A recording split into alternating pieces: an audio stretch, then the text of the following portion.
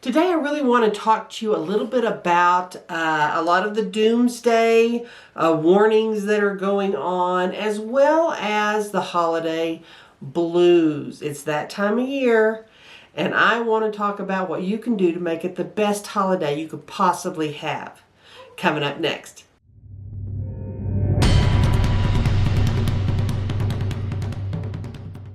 Hi everybody, my name is Dee Burks and this is Retirement Rescue. Well, this is the time of year where a lot of people struggle. The holidays are difficult. This year, especially so. I'm sure if you watch any YouTube videos at all, you have seen a lot of people talking about, oh, doomsday, the sky is falling, and I don't want to make light of that. The economy is bad. It's getting worse. People are losing their jobs. People are trying to figure out how they're going to pay for groceries. All of those things are true. And when you set the holidays right in the middle of that, it causes people a lot of anxiety, a lot of stress, and a lot of depression. And I really want to emphasize, I'm not saying you should not pay attention to anything that's going on, because a lot of very serious things are going on. And you have to plan ahead if you're going to do well in this market. A lot of us have been through numerous downturns in the economy, in the market over our lifetimes. We can all see this is going to be a pretty bad one, especially for some people. Those who lose their jobs, those who maybe lose a spouse and are left alone with half their income. I mean, there are a lot of different scenarios that people worry about. And I don't want to make light of those. However, the holidays pile on lots of extra stress.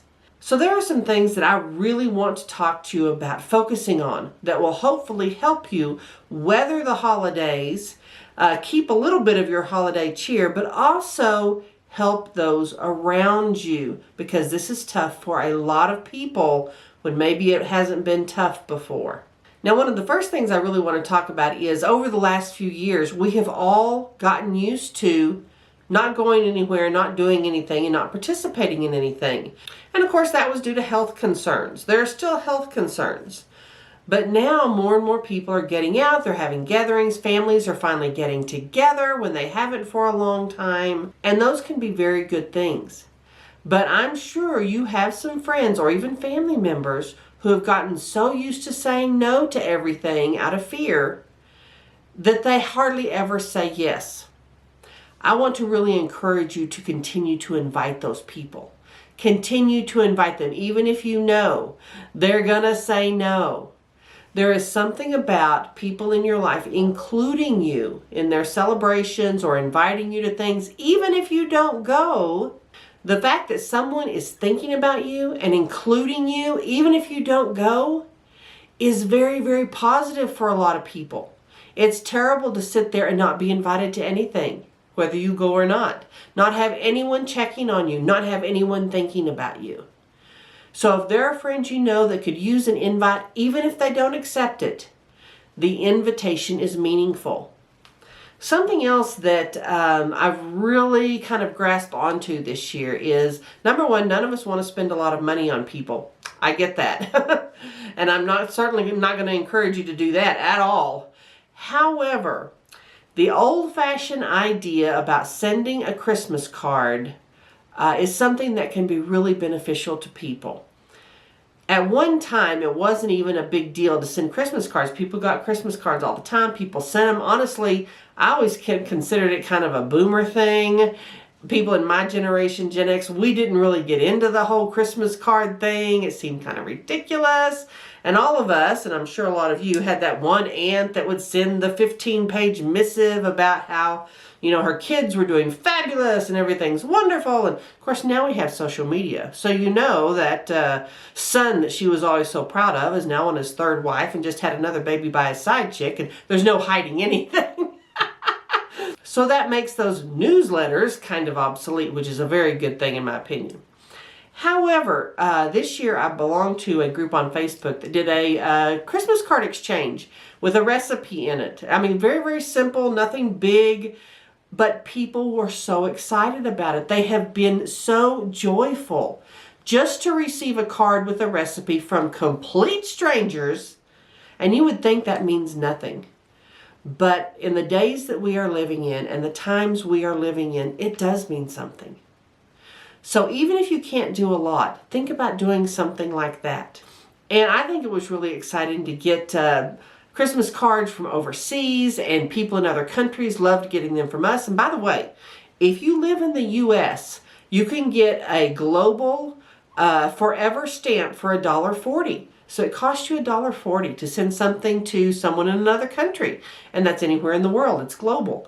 And so that has made it somewhat more affordable if there's something you want to do. For those of you who have people in the military, don't forget those Christmas cards. And just the idea that someone's thinking about you, even if it's nothing more than a Christmas card, it's a big deal this year. People haven't gotten Christmas cards in so long. And it's so nice for them just to show up unexpectedly. That's something that I really encourage you to do, even if you can't do much for people. You can spend $20 or $30 maybe and send out some Christmas cards to friends maybe you haven't talked to in a long time, even family members that you haven't seen in a while. Just send a quick Christmas card. Include a family recipe. Just something small. You don't have to send a gift card. In fact, I would probably prefer the recipe. So many people do not know their old family recipes that is really appreciated these days. So don't think that just because it's small, it's not important. It's also fun to be the giver, to be the sender, knowing you're giving people joy just for a little bit. And lastly, the holidays can really, especially with all the doom and gloom that people see on the news, which is one of the reasons I really don't watch the news these days, it can really be difficult for those who have lost someone. They can feel very detached, very separated, very awkward at gatherings. I really encourage you to do something meaningful for them. One of the most meaningful things that has come out of this year for me is working on this book, Table for One. Linda Domish wrote it. It is about recreating a life after loss. And for people who are suffering during the holidays and they are dealing with grief, they've lost someone this year, they're about to lose someone, maybe they've got someone with a terminal diagnosis, this gift can really give them some peace. It can give them some comfort. It's written by a woman who suddenly lost her husband, and she knows exactly what it's like to lose someone and not have any resource to turn to. That was really helpful. So there is a link below in the description box of this video. The ebook version of this book is going to be coming out this week, so you'll be able to get either one.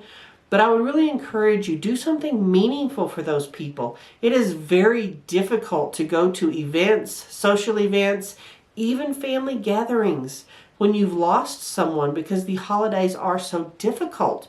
Even if they weren't difficult for these people before, that loss makes it difficult now. And this includes people who've been divorced, who have been separated, that have had something in their life where their life has changed dramatically. You can do that one little thing for someone and send them that one little gift. And it is so helpful and so grateful. One of the things I like about ordering books on Amazon, you can send it directly to them. You don't have to get it and wrap it and pay postage and all that stuff. It's free if you have Amazon Prime. So, you can send it to anybody who might be hurting this year. And that is a great and fabulous gift. But don't forget to do those little things for people this year. It's going to be a tough year for everyone financially. Everyone's hurting financially. If you have family members, elderly family members especially, don't bother getting them gifts. I'm sure they'll tell you, don't get me a gift. That's what we all say. Don't get me a gift. It's like our mantra, right? But you can do other things for them. You can get them a gas card. You can get them a gift card to the grocery store. You can go to the utility company and put a $200 credit on their bill. If you are in a position to do that for some of your friends, for some of your family members, even for people in your community that you know are struggling because of inflation and the high prices of things, do it. You can be someone's answer, even if it's something small, even if it's taking pet food to your Humane Society. My Humane Society gives people who have pets food that they get in and cat litter, things that they're struggling to afford right now. And this is a great thing to do as a family project. This is a great way to teach your kids, your grandkids maybe, about helping others. Go do it. And this is a great time to teach them not to do it for the selfies, not to do it for all the accolades you receive, but to do it because it helps someone else. I want to encourage you to really put your heart in the right place and just offer a little bit of kindness. That is worth so much more than anything you can buy at the dollar store or at Walmart or online. Is worth so much more to offer just a little kindness. Now I hope you have a fabulous holiday, and I'll see you next time.